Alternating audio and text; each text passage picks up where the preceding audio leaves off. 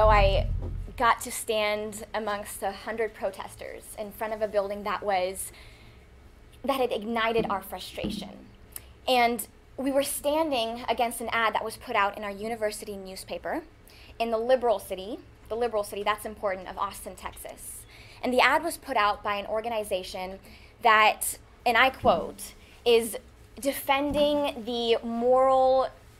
free societies whose moral, economic, and cultural foundations are under attack by enemies, both secular and religious, at home and abroad, end quote. And reading between the lines and looking at their website, you find out that what they're really trying to protect is America from Islam. And the David Horowitz Freedom Center, which is the name of the organization that put this ad in the newspaper, what they did was they found 6 Muslims, and they put it in an ad, or it was in a circle, these faces in these cases, and in the middle it said Faces of Islamic Apartheid. And one of these cases was actually of 2 guys being sentenced to death for raping someone. And whether that is, whether it's inhumane or humane to put someone to death for raping someone can be debated. But let's read over a couple of the other cases that was in this ad. And it looked a little like this. I don't know if you guys can see it in the back. It says, Faces of Islamic Apartheid. And I'm going to read a couple of these cases, okay? So one of them was Afshan Azad. She was threatened with death by her father and physically assaulted by her brother, who disapproved of her relationship with a non-Muslim man. Another one was Rimsha Masi. She was a mentally challenged 12-year-old girl from a village near Islamabad, Pakistan, who was brutally beaten by her fellow citizens and then arrested and jailed for allegedly burning pages of the Quran.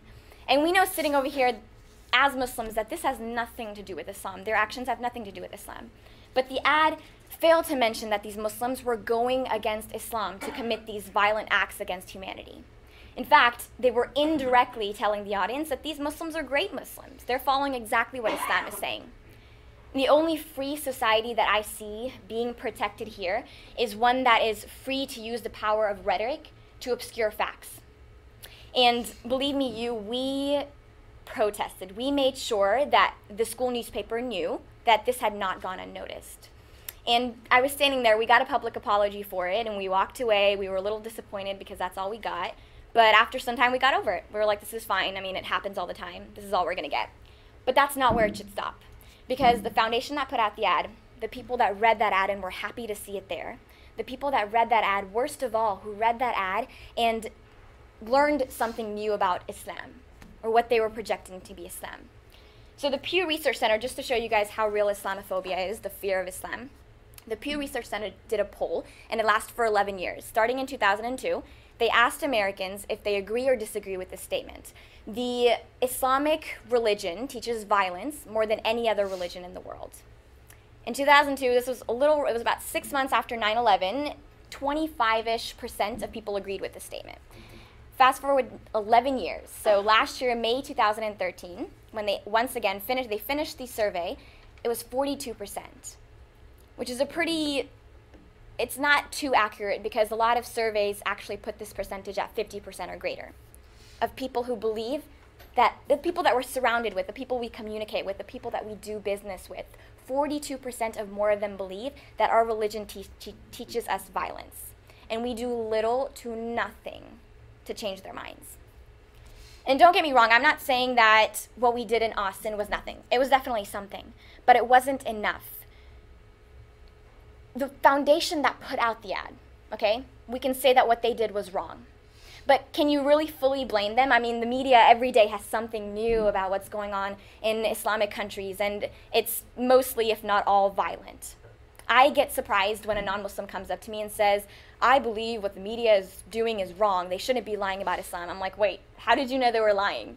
Right? How did you know? How did you break free from that? It's very convincing. Sometimes I end up believing it, have to stop myself and say, wait, this is not Islam. This is not what I was taught. And we end up blaming terrorists, and we get together. Not a lot of you guys are South Asian here, but at Dawads, right? That's what uncles and aunties talk about all the time. All we do is point fingers, or we tweet about it. We blame the media. Why isn't the media talking about Islam in a beautiful way? Well, when did we start showing, with the potential that we have publicly, when did we start showing the world the beautiful nature of Islam?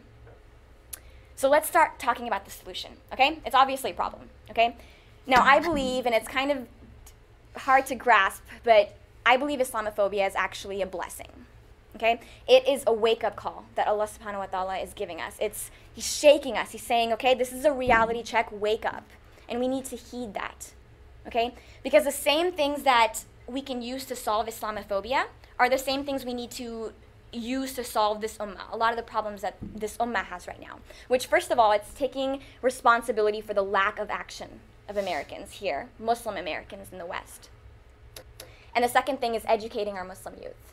And that's, educating our Muslim youth is thrown around a lot. So let me tell you guys what I mean by that. It's not just about the Quran and the Hadith and the Seerah and about math and science and getting them the best degree on the street. It's also about, it's mostly, I believe, about teaching them about the current state of the world.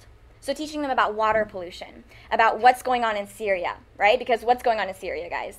About gun laws, about depression and suicide rates. We need to teach them that they are agents of change, not just because they have the resources that most people around the world don't have, and they need to utilize those resources, but also because their Creator has actually given them the responsibility of worshiping Him by helping His creations, right? So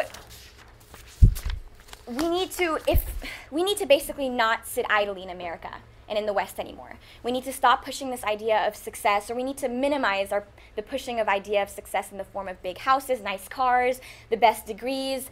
If we want our Muslim youth, the younger generations that are coming into power and going to be leaders in the future, if we want them to fully practice Islam in the full correct way, we need to not only teach them about all of these things, but we also need to teach them about what's going on around the world. Okay? We need to make the world an environment for them where they can show and amplify what they have learned in Islam in a tangible manner. And they can finally show other people what the meaning of ummah is, right? Because we push that word around everywhere, but are we really acting as an ummah? Only then can we show the world what Islam teaches. Okay? Only then will we be able to confidently say that no one has the right to look at a camera and say that Islam teaches violence ever again. There is a woman in India, Kiran Sethi. I don't know if a lot of you guys have heard about her, but she started a school in India that is based around the same thing. Okay, it teaches the same things that I just said, but without the Islamic perspective. And the students in her school are around elementary, junior high kids, and one day they were told to roll agarbattis, okay, which are incense, for a lot of you guys who don't speak Urdu.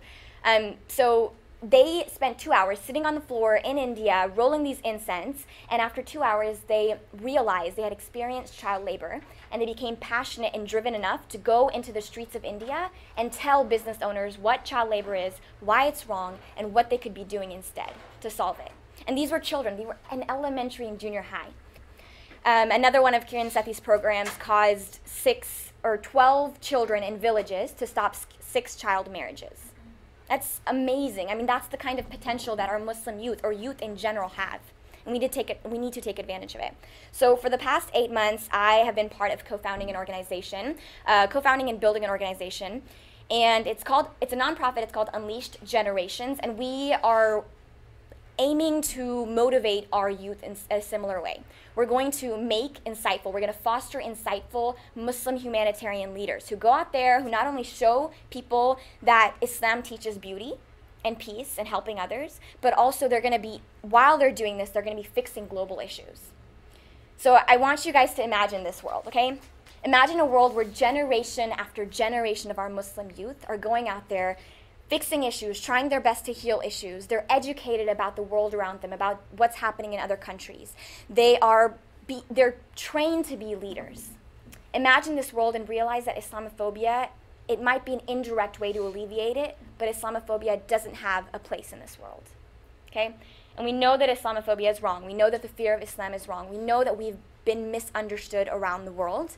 But before we start blaming other people, before we continue to blame other people for what we need to take responsibility for, I want to leave you guys today with an ayah that it's one of my favorite ayahs in the Quran, and I reflect on it a lot all the time.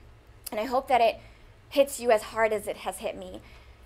And it's an ayah that a lot of you guys know too. So, verily, Allah does not change the condition of a people. He does not change the condition of a people until we change what is in ourselves. And that really hits home with me. I hope it does with you guys. Jazakallah khair.